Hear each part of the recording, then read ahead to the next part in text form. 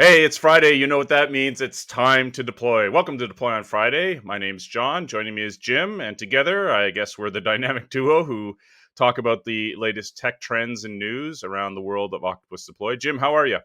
Yeah, really good, man. Excited for today's show. There's some exciting stuff on the rundown. On the docket, as they say. How's your Easter break? We took a break last week for those who are tracking the podcast. So, how was your Easter? Yeah, it was really great. Spent some time with family and a drizzly, rainy Melbourne coast, Melbourne beachside location. Yeah, but that's Melbourne. Come on. Yeah, Like for yeah, that's those right. outside of Well, Australia, Melbourne is like you get sunburn on your frostbite, basically. So yeah, it's exactly. variable. Well, let's get into the latest news. This is a blog post entitled "How Octopus Complements Your Build Server" from Andy, who's a member of our team, and he talks about how build servers provide continuous integration and Octopus provides continuous deployment. In case you weren't aware, so I know that our customers probably are aware of this, but this is a good example of kind of that high level blog post that talks about what's important relative to separation of concerns. I think a lot of people tend to conflate the idea of a CI server. That is, they think it does it. They do it all, and I think I would go so far to argue if your CI is doing deployments, you're probably doing CI wrong. What do you think about that? Let's start off with a little bit of controversy there. So, what do you think about that? Hot, spicy take. Sure. It's funny. It's funny you say that. I mean, I have conflated the two a lot in my past.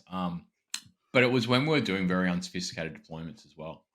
Yeah. So you're just pushing out um, a simple web service, web app, website, something to one place from one repository, and there's not much else other than going on than that. But once you get bigger, and you start to have things like different deployment rings, different deployment strategies, rollback strategies, all of that sort of stuff. Yeah, then then it gets a bit more tangled, doesn't it? It does. It's a bit of a knot. It's sort of Yeah, akin yeah. to that scene out of Christmas Vacation where Chevy Chase's character holds up that string of Christmas lights and just hands it to his son, a big ball of he's just like, "Oh, a bit of a knot here. Here you go." And so I think people who conflate the idea of CI doing deployments tends to fall in that camp.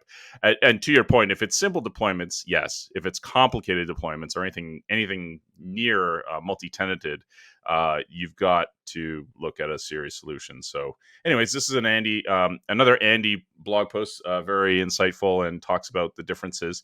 And if you're looking for a high level view of how the two relate, where you should separate concerns, this would be a good starting point to start with.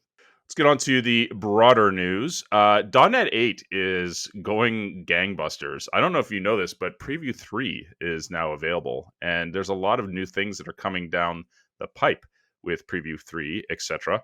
This is an article that I picked up from James Newton King. He's the creator of JSON.NET. He's now at Microsoft.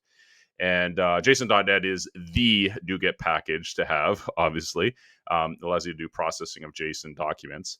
And he's now on the ASP.NET team and is talking about in this article core route tooling enhancements that are coming in .NET 8. So .NET 8 is not here yet. It's available as previews, but they're talking openly about some of the things that they're building in. And in particular, they talk about things like ASP.core has stable, well-defined syntax for routing. These include the following features. This is sort of similar to what you might see if you're targeting the Octopus REST API. And then he talks about the before and after. So before, it would look something like this, where you set up your map gets and you specify your controller routes. And then after, the differences are subtle, but you get to see basically how this operates here. So you can specify that. I think part of this is also the syntax highlighting is a little bit different here, but Yeah, wow. That's auto specific routing feature. Yeah, okay. Yeah, yes, so that's part of the yeah, tooling. So the tooling now is enabling syntax highlighting. yep. And then autocomplete of parameter and route names. So this is again another tooling capability. So as you type here, you can see it will qualify. See? Did you see that little boop, boop, Yeah, little yeah, that's IntelliSense there? great. That's nice. Autocomplete of route constraints is another one. So route constraints are things like this is an int, this is a string, etc. So you can qualify these things through a sample of these ones here. So this is a sample of some of the types that you can specify in the 18 or so constraints. There's route analyzers and fixers. We thought hard about common problems developers run into when using routes, and we've added many new analyzers and fixes to address those issues and making routes easier to use. So first and foremost, the route syntax analyzer. So the idea here, we go ahead and play this video. It will analyze your route. So you can see the syntax highlights there in the tooling, and then down here will give you an error if you don't qualify against the route that's supposed to be there. So if I specify a map, so if I'm doing a duplicate route here, you can see it's hard to see in here, but it just shows you an example of that. Mismatch parameter, optionally analyzer and fixer. Routing supports optional parameters, etc. If the optional parameter is bound to a non-nullable method parameter, such as date time, always a problem. Always a lovely thing that happens, a non-null date time. There isn't anything to bind to it. Will have a value. So it's usually datetime.min value, I believe. Mm-hmm. And so now you can specify that through a qualifier here. So the question mark operator is a nullable type inside of .NET. And so if there's any mismatches against that, it will go ahead and qualify that. So lots and lots of stuff coming out in the preview releases. And as I said before, they're up to preview 3, I believe. Of course, I'm running on a Mac, so that's why it's going to show me the Mac. We'll go to so we got preview 3 now. That's shipped on April 11th. And you can download the bits, run them side by side. Go nuts. Awesome. Good to see James popping up again too. Jason still my favorite Jason parser. It's the only Jason parser to use, I think. There are others, obviously. I did want to take a second here. There were a bunch of other announcements that I didn't have time to include in the show notes, but they did ship just recently .NET 8 Preview 3. And so this is the release blog post for that announcement. .NET 8 is scheduled, I believe, for November 2023. So we are on the path to, I guess, beta and then release candidate, then Gold Master, whatever you want to call it. So release preview 3 is now available, and a whole bunch of other stuff. Well, we don't have time to cover all of this, but if you're so inclined, you can go and check out the blog post. Lots and lots of stuff there. Fantastic. Awesome. How to track development metrics with VSCode Exporter, Grafana Agent, and Grafana Cloud. This one caught my attention because I'm a fan of automatic analytics, and I like Grafana for visualizing metrics, and and also practicing my English. So this is a blog post that talks about bringing these tools together.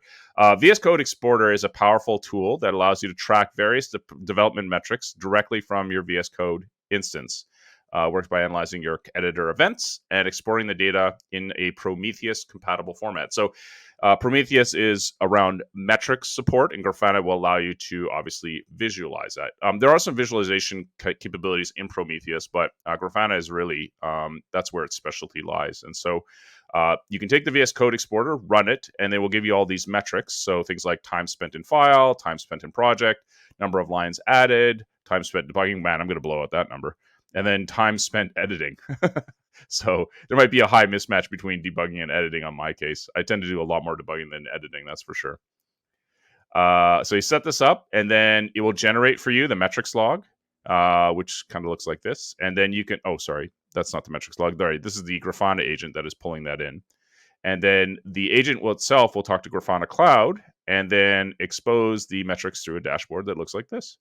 So you can see here on the left, we've got total time spent by project, total time spent by extension, etc. So it's just yet another way to visualize this. And I thought this was kind of a nice blog post to kind of bring it home for a lot of folks who are interested in that type of telemetry. Cool. Those are interesting metrics. Not ones I've considered a lot before. Yes. So the VS Code Exporter, you can check out the repository, which is here. And this will give you that basically the dump for Prometheus if you want to. And then you can visualize this using Grafana. So this is available via the, I think this is an engineer at Grafana, I want to say. Okay. Well, there you go. Pretty cool. I like it. I like it when you bring technologies together. It makes me happy. Awesome. All right. Oh, dear. the humans are no longer going to survive. They have now connected ChatGPT with a Furby. Hello there. It's so nice to meet you. I am Furby. What would you like to talk about? Was there a secret plot from Furbys to take over the world?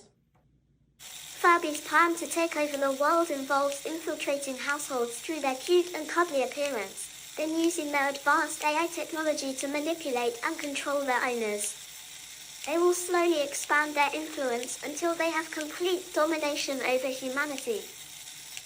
And so we are doomed. And so she basically wired up ChatGPT with the API with a Furby doll, and you can't hear the visualization, you can't hear the noise here, but she's basically talking to it, asking questions, and I think one of the questions was, "How long until you take over the human race?" And the Furby replied accordingly. So this is what Terminator is gonna. This is Skynet. This is Terminator. This is the cute face of our demise going forward. So there you go. Oh dear. Yes. Oh dear is right. Bring it on, I say. Bring it on. And in the same vein as Furby destruction, I thought this was kind of a funny article. So, how to be a negative 10x engineer. So, 10x engineers may be mythical, but negative 10x engineers do exist. And this is true. I have met my fair share of engineers who tend to, I wouldn't say cramp my style, but they certainly definitely bring down the whole team. So kind of like a boat anchor on the team sometimes. So this is a list, a sorted list of various things that negative 10x engineers tend to do. So nullify the output of 10 engineers. So they change requirements as far as into development as possible to avoid blame, obfuscate requirements from the start. They create 400 hours of busy work.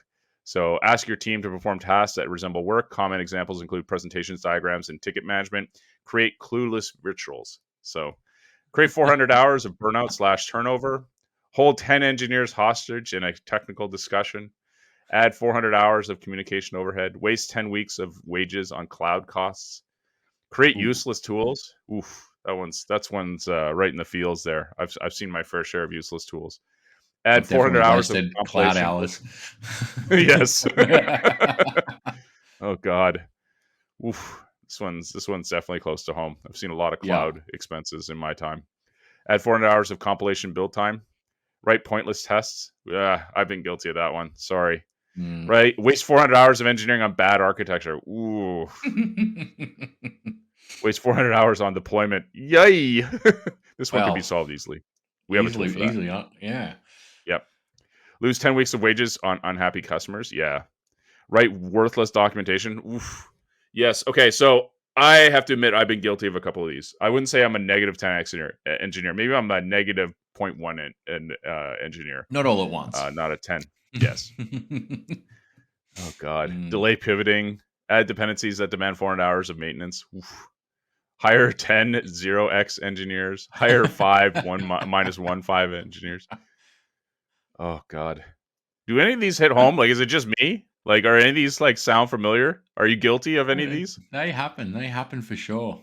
They happen for sure. I mean, some of them can be a little more innocent, I think, than some of these suggest. But I think it's a point well made. Yes, it is. These are kind of anti-patterns, and I think that if you're watching for these, you'll know what to do, not to do, rather, in the future around this. So that's pretty important. All right, we won't waste any more time on this because I'm feeling guilty. I thought you'd like this one. This is a full-size keyboard called Semaphore. That's actually what I wear when I'm not on deploy on Fridays and I'm coding. Okay. Yeah. I was gonna say this is our mascot here. I think this gentleman here is doing exactly what we would probably do on our podcast. So so there's spelling hello world, and I like the jazz hands he does at the end for the bang. Just yep.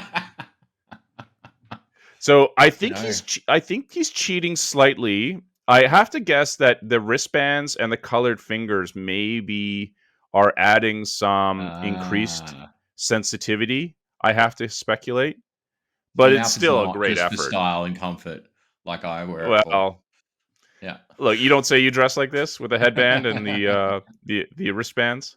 So Yeah. this is a very 1970s outfit, I have to say.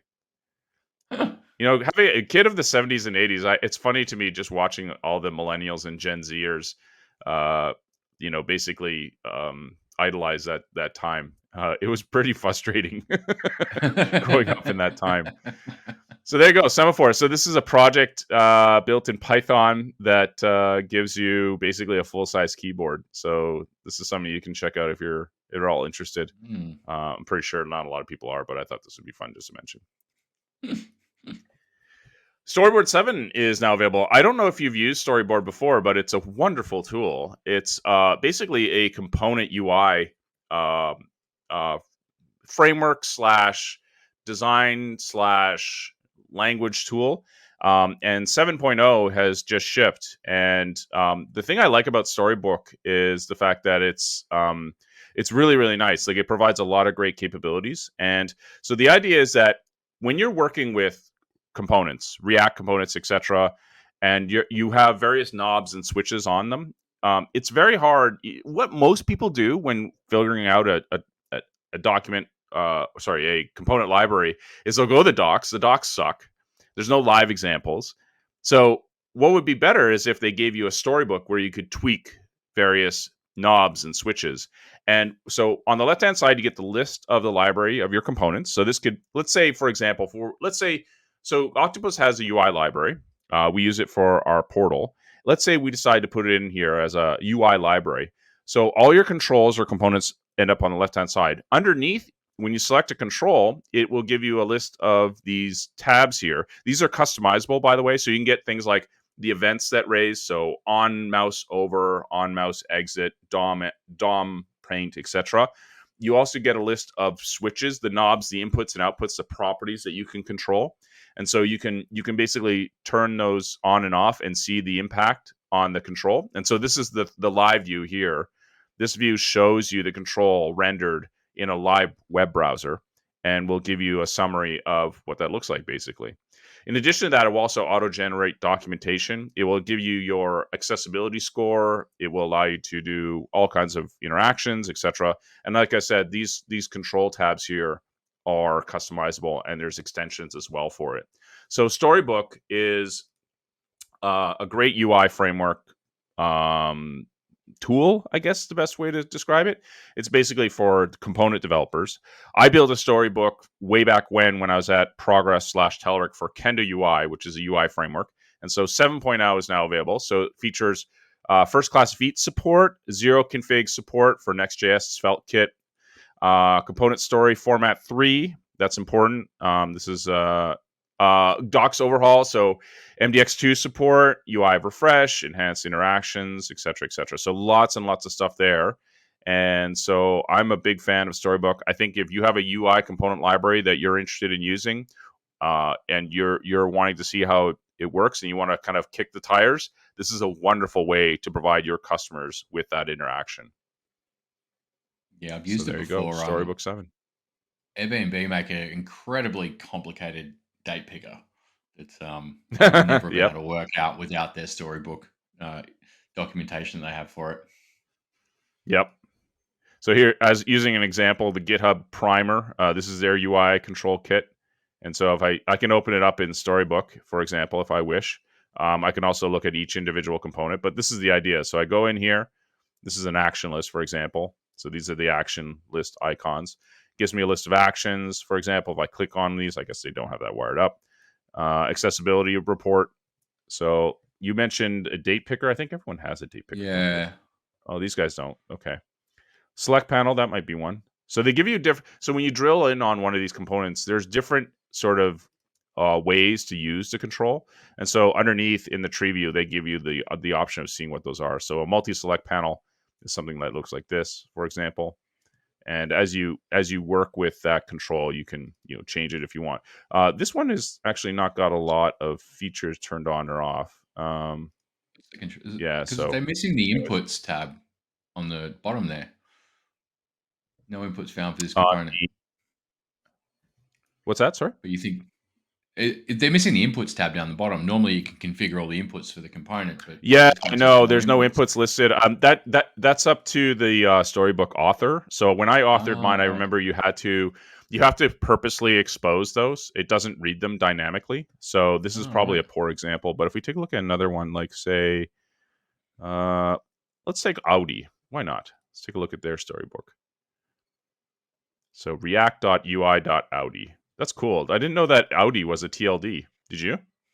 No, I did not. We gotta get that is crazy. Audi. Lucky guys. All right.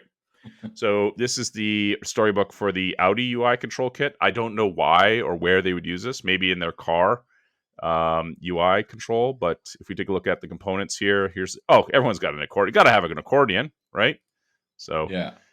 this is not the Storybook I was expecting. You can also customize the Storybook as well. So this whole UI view that you see here, this is Storybook, but you can customize it, which is why it looks different. This isn't the out of the box Storybook experience. This is right here. So they're not tracking actions, which is interesting. But if I take a look at the controls, so I can specify CSS name, specify CSS values if I wanted. So these are all the CSS values that are exposed. I can give it a different class, etc. I can specify other aspects as well. So there you go, Storybook 7. It's now available, which is awesome. And I also just learned that .audi is a TLD. So there you go. .audi. Why would you register .audi? I don't get it. Maybe it means something else. Maybe I'm missing something. Is it me? I mean, am I missing the boat on that? No, I don't know. think it's a custom. I assume it's a custom top level domain. But, it is. I mean, there's tons of TLDs out there, but I've never heard of .audi before, so that's a new one for me. This is an interesting article that hit my interwebs earlier this week. This is a new website called deps.dev or dependencies.dev. This is from Google, and what it does is it provides it's an API that provides critical dependency data for securing your supply chain. So you may have heard this coming from. So to give the backstory here, you may have heard of the term SBOMs. It's a software bill of materials, SBOM, and SBOMs are they're basically a big giant document that tells you here's all the stuff. It's like a recipe. Here's all the stuff that went into building the software you're about to download, and you can validate things like signatures and all that sort of stuff. And so the reason why this is relevant is because there is a classification of attacks that are out there called supply chain attacks, where people will have their code in a kind of not injected, but certainly loaded and not validated as part of a general application. And when it runs like that, it has the ability to do other things. Like if you are part of a larger admin application, you run with those rights. You're not typically sandboxed, for example. And so, the reason why this is all relevant is because the White House recently published I think it was a guideline document talking about cybersecurity, etc., and the need for more secure software as part of government mandates, etc. GitHub recently announced the fact that they now publish SBOMs as part of a release. So they will generate an SBOM as part of a release when you go through GitHub Actions. And so this is a site called I want to say derps.dev. deps.dev, and deps.dev provides an API that allows you to basically query the packages that you depend on. And the reason why this is relevant, obviously, is because of the fact that this is pretty important when tracking dependencies. So this is an API endpoint that you can now use and get a list of all kinds of things such as NPM packages, Go modules, Maven artifacts, Py packages, cargo crates for Rust, NuGet packages coming soon. .NET always gets the shaft. What's the deal? So anyways, lots and lots of stuff there. And so you can check a dependency, for example. So you can check the Go API client. Apparently we have a denial of service thing that we have to patch. There you go. We'll go ahead and do that. This is awesome. But these things come up all the time. So so dependencies. This is high stack. Okay. Oh, so I didn't check the right one. Sorry. I checked the wrong one. We have a V2 release as well. So Yeah. So that version, this is the way that modules work in Go. So if I don't prefix it or postfix it with the version, it showed a different version. That was the earlier one. We now have a version 2, which is all patched up and everything. So these are our dependencies. Oh, I guess it doesn't read it. Why doesn't it read it? That's disappointing. So these are, okay, so let's take a look at a different one. Let's take a look at the API client for Octopus, which is called API client. Let's try this. Oh, okay, that's not going to work. Let's see here. There's the Go API client. Oh, there's the Terraform provider. Let's try that one. Again, this is the old version, so we'll have to look at the newer version. Actually, let's try. There's a bunch of, let's try the CLI, actually, this one. So this is our CLI. Okay, good. We're seeing it here. So we have our CLI. These are our dependencies. Cool. So I can get a list of my dependencies for the CLI, which is what we built. And then these are the dependents. These are folks who are using the CLI, which we don't have any because they're not. I don't think you wouldn't use the CLI in the context of another Go application.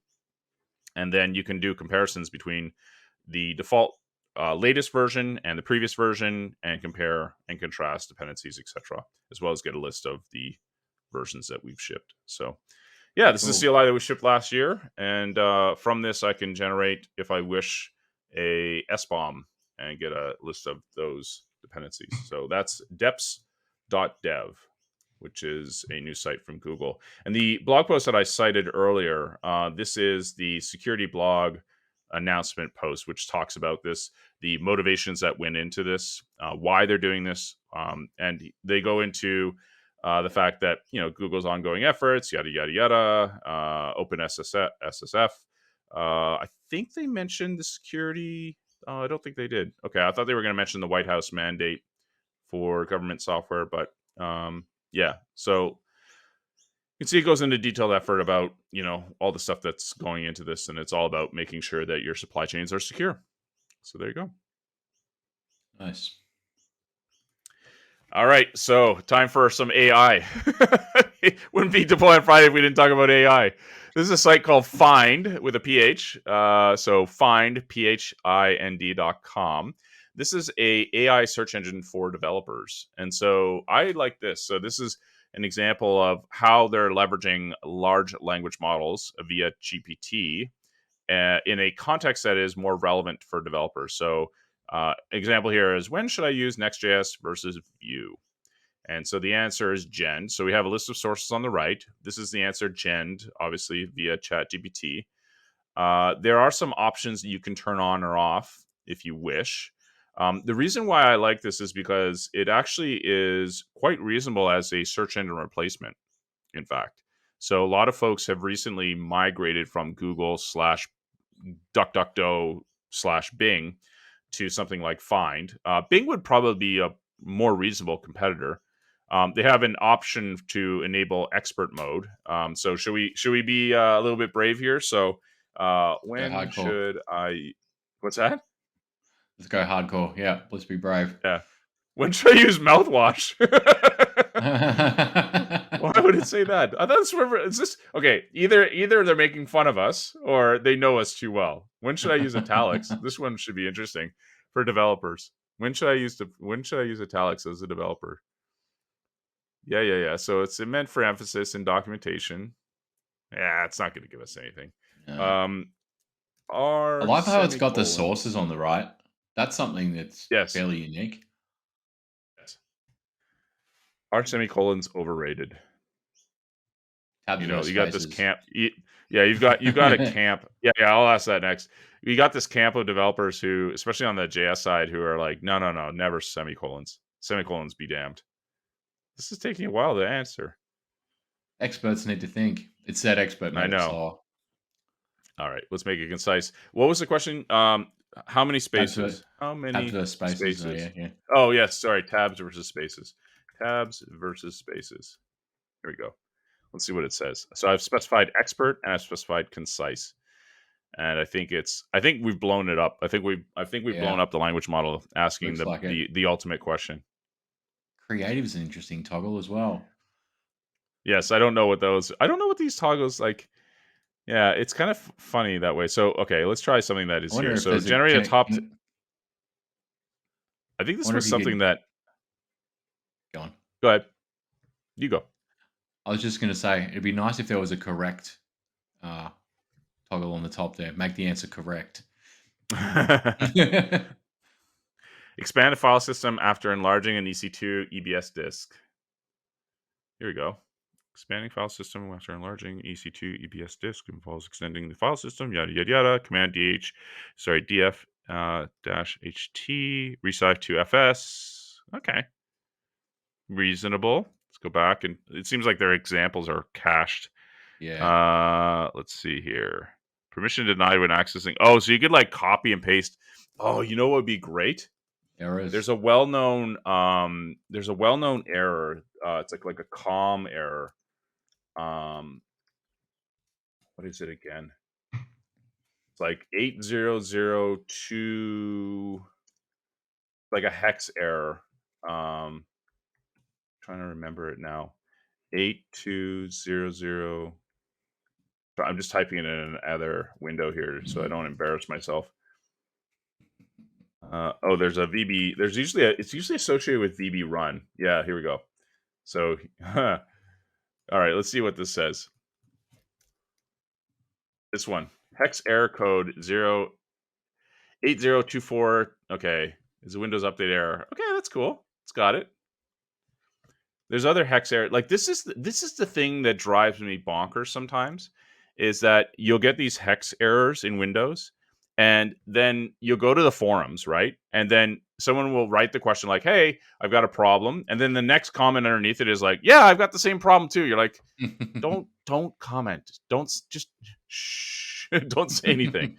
Just either answer the question or move on, right? So there's always. So I like the fact that it's been able to. I like the footnotes as well. This is nice. So it's giving you Are they to citations. The article on the right, probably, I assume. The citations down here. So yeah, okay, right. yeah, these are the citations here, which is nice. I'm wondering if there's another hex code error that we can discover quickly here. Let me see if I can find another one. I'm just doing this offline. Oh, here we go. Oh, have you seen this? This is awesome. I don't know if you've ever seen this page. This is a page that I discovered a long time ago. There's like these massive like error code pages where you can find these like lists of. This is one for Windows Media, but there was one that I saw that was like a mountain of different errors. Let's see if it actually picks this up. So I'm going to put ASF already initialized inside of Find and see what it says. So ASF error, so is an AFS specific error that indicates the ASF object has already been initialized. Interesting. So it's generating quite a detailed response, actually, isn't it? And you've also got concise selected too. Oh God, yes, you're right. Oh God. All right, let's try another. Let's try this error codes Windows hex. See what comes up with. How do I decode? No. Maybe this is. We'll have to go to server. Okay, so yeah, this is where you get some pretty detailed examples. ADSI obviously is an API. Let's just take a look, an example of one. So let's give it a hex value here and see what it gens. Random hex value. Oops, they want to put some emoji in there. So this one, if we just take a look at it, is LDAP insufficient writes. Common error that arises in various scenarios. Windows update, of course. Windows registry. Run the file. Okay, so it's giving us resolution, which is interesting. Which don't look that related to the LDAP error, yeah. Right? Yeah. AI can't be perfect, right? It is artificial. Thank God, otherwise we've got a chance against the Furbys. That's right. Let me try this. Yes, the Furbys. You just put a Furby in front of this. Let's see what happens. So LDAP insufficient writes. Let's see if it actually goes the other way. And nightmarish sounds as the Furby tries to pronounce a hex code. I know. Oh God. Okay, so there. Okay, it may occur if bind authentication is 6. Okay. Yeah, so that's what we're looking for. Doesn't give us the hex code though. That is a bit disappointing, but whatever. Oh, that's interesting. PowerShell commands such as get organizational unit and set organization unit can be used to modify the directory instead of using LDAP. That's interesting. It actually went in that direction. Let me do one thing here. So, how to create a deployment using the Octopus CLI. Let's see what it does. Now, it may generate off the old CLI, but we'll see. So, gives us a general description, yada, yada, yada, .NET Octopack. Yeah, this is the old version of the Octopus CLI. But it generates something. There you go. So, create a release, deploy release. All right, fair enough. Yeah. This is the new one. This is the new CLI. So it's got its CLIs mixed up. That's okay. It's mixing the two. Yes, that's fine. I do like that it gives us that. So either that's an indictment of our docs or an indictment of Phind. But anyways, Phind.com, Phind.com is an AI search engine for developers. So definitely worth checking out. Oops, missed out I just closed the window. Just look at the .NET 3 announcement, .NET 8 announcement as I tap dance here. Hang on a second. The last one too. Yes. You got Sorry. nowhere quick to run to. I know. It's so bad. All right. So this is OSS Insight. This is a ranking of month-by-month ranking of the most popular programming languages on GitHub. Now, the metrics that go into this is kind of, I guess dubious is one term you could use. So the number of stars versus the number of pull requests versus the number of issues.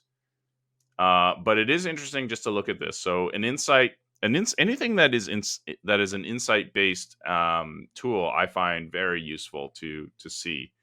And this is all gathering this from obviously GitHub. And there have been attempts to do this before. The GitHub archive is one example. People do sort of projects around GitHub all the time because GitHub is constantly publishing events. It has webhooks up the wazoo and is publishing events all the time, and you can subscribe to those. So here's an example of popular trends relative to programming language. So the bar chart race. I love this. Animated bar chart visualizes the annual total growth of each repository since 2011. I'm sure Rust will be like the dark horse that comes in at the end. At the end, yeah. Yes. Historical trending of top 10. Why is my internet? It's Okay, slow. Here we go. And they're off. Oh, coffee script. Coffee script. Oh, Wow. no. Yes. And in the second race, it's Ruby, followed by Rust, followed by Julia. And it's Rust now taking second. But look at it just skyrocket. And Crazy. here comes Node. Out of nowhere comes Node, and here comes Rust. And it's Swift. Here we go. Yeah, that's when Apple announces it. Yeah, here come all the fanboys, and followed by the fanboys, there's the Notafarians, and the Notafarians have taken the lead, and followed by the Gophers. Here come the Gophers, followed by the Microsoft crowd with TypeScript, then by Rust. I think Rust will eventually go brr, just keep going. Yeah. This is like print machine go burr, sort of thing. So you can see Go really started to take off. This is September. Yeah. So 2021, Go keeps going. Go. Here we go. And where's Rust? I thought Rust would eventually make its way up. Oh, this is by stars. Interesting. Okay. Okay. Yeah. Maybe that should be hilarious. Bar chart race. That's funny. Historical trending over top 10. Look at this. Look at Go. Oh, again. Yeah. Just takes off. So there's Node. And then yellow is TypeScript. Yeah. Yeah, you gotta get that legend's gotta get out of the way. It's not doing us any favors. It's like we've got the legend in two places. Yeah. It should just update that legend on the left. What is the green one here? Oh, VLang. VLang. I'm surprised. We'll probably see things like Zig, languages like Zig eventually show up here. But yeah, interesting. They've got a lot of different insights here, which I thought was cool. So you can drill down on the variety of collections here. And I think they're all pretty much the same, but you can see, various LLM tools. Give you a breakdown of that. Text editors, give you a breakdown of that. Obviously, VS Code. NeoVim, here it comes. NeoVim's going to be the one that I think is going to give VS Code a run for its money. It's a very, very good environment. Web framework. Refine. What? Month to month. Let's try month to month. Refine. What is Refine? I haven't heard of Refine. No. Build your React-based CRUD applications without constraints. All right. There you go. Something I just learned. Artificial Seems like a intelligence. glitch to me. Yeah. Yeah. PyTorch, Hugging Face, TensorFlow. Yep, makes sense. Headless Yeah. CMS. I'm Ghost. There's Ghost. Yeah, I've seen Ghost. That's good. The other one I was interested in is static site generator. These ones, yeah, Vercel. Yeah, Vercel is just crushing it. I'm wondering if they would consider Azure static web apps in this list. I don't see it listed here. These are obviously Git repositories, so maybe there's no Git repository for them to point to. There's ViewSpress, Jekyll, Svelte, Kit, the obvious ones, Docusaurus, Astro. We use Astro on octopus.com. So shout out to Astro. That's awesome. But Next.js, I think the reason why Next.js does so well is because it also provides a really nice hosting model. So they've got edge services. It's basically like, type in, you just utilize the Next CLI and, away you go, and you can do deployments pretty quickly. So, but yeah. OSSinsight.io is the website. And I like it. I think it gives a lot of interesting sort of ways to view what's happening in the OSS space. Yeah, awesome. Looks great. Yeah. All right. Well, there we are. Another episode of Deploy on Fridays in the can. Thanks for joining me, Jim. As always, if you have stumbled upon this video and are wondering what it's all about, please feel free to subscribe. We meet here every Friday. That's the name. And happy to chat with Jim about the tech news and trends. If you have a item that you would like us to discuss, feel free to include it in the comments. We're happy to take a look. And until next time, take care.